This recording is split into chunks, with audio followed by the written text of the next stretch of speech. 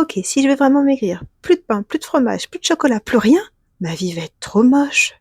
Comment perdre du poids sans se priver? Coucou, moi c'est Mélanie, neurocomportementaliste en nutrition, et je vous explique dans cette vidéo comment la vie est encore plus belle lorsqu'on se lance dans un objectif minceur. Allez, c'est parti. Souvent, voire même tout le temps, on associe la perte de poids à des restrictions, à des interdictions, en bref, à de la privation. Merci les régimes.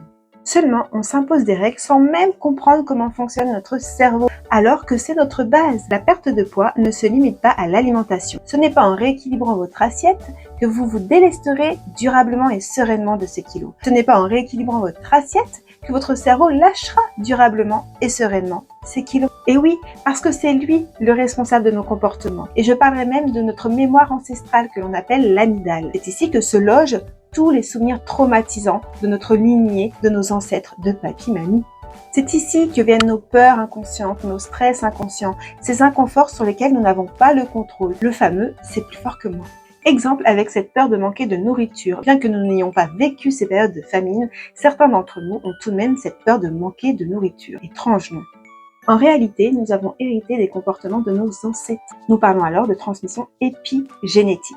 Les événements traumatisants de notre lignée sont venus s'inscrire sur nos gènes afin d'assurer naturellement notre survie, afin que nous soyons alertés sur le moindre manque. Or, aujourd'hui, nous ne vivons plus dans des milieux hostiles. Pourtant, nos comportements continuent à être dans le même sens. Nos comportements ne sont donc plus justifiés, ne sont donc plus adaptés à notre environnement actuel. Nous sommes dans une société où il y a abondance de nourriture. Nos ancêtres, eux, ont vécu la famine. Ils ont été privés de nourriture. Ils en sont morts. Bon, pas tous. Ce que je veux dire, c'est que dans notre cerveau, avec les années, une confusion s'est faite entre privation, qui est de l'ordre du vital, si je n'ai pas, je meurs, et frustration, qui est de l'ordre du déplaisir, de l'inconfort, mais je n'en meurs pas, ce qui n'est pas du tout la même chose, et ce qui nous éviterait bien certaines crises alimentaires d'ailleurs.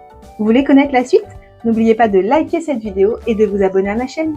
Ok, revenons maintenant sur cette confusion puisqu'elle fait des sacrés ravages. Et oui, parce qu'à force de suivre des régimes, à force de vous restreindre, le cerveau se sent en danger. Des mémoires de famine, des mémoires de privation se rallument.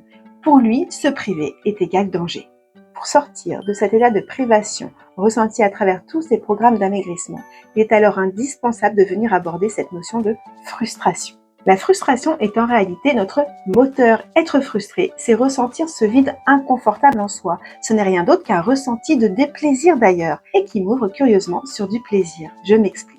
Exemple, je n'ai plus faim, mais je sais qu'il y a un délicieux gâteau au chocolat qui vient de sortir du four. Ici, c'est de ne pas se sentir privé, mais plutôt ressentir en soi ce déplaisir qui m'amènera naturellement au plaisir d'en manger un bout quand la faim sera là. Je n'en suis donc pas privée, j'apprends à me laisser guider par mon corps, je mange quand j'ai faim et je ne me prive de rien dans l'assiette. En bref, pour perdre du poids, pour mincir durablement, pour ne plus avoir cet effet yo-yo, on abandonne cette notion de privation en intégrant, en réintégrant la frustration comme un élément indispensable à notre équilibre. La frustration n'est rien d'autre qu'une émotion désagréable nous ouvrant sur notre équilibre intérieur. C'est le moteur de la vie. Une vie sans frustration, c'est une vie sans envie, sans désir. Maigrir, c'est accepter ces états de frustration et non de privation pour justement avoir le réel plaisir de manger et non un plaisir leurré. Maigrir, c'est ne plus se priver, c'est écouter son corps. La frustration nous amène curieusement au plaisir de répondre à nos besoins, nos envies, à notre silhouette. Allez, je vous propose d'expérimenter dans les prochains jours un petit instant de frustration lors de votre repas. N'oubliez pas que votre mission lorsque vous mangez, c'est de trouver satisfaction et non saturation. Je vous dis à bientôt dans la prochaine vidéo.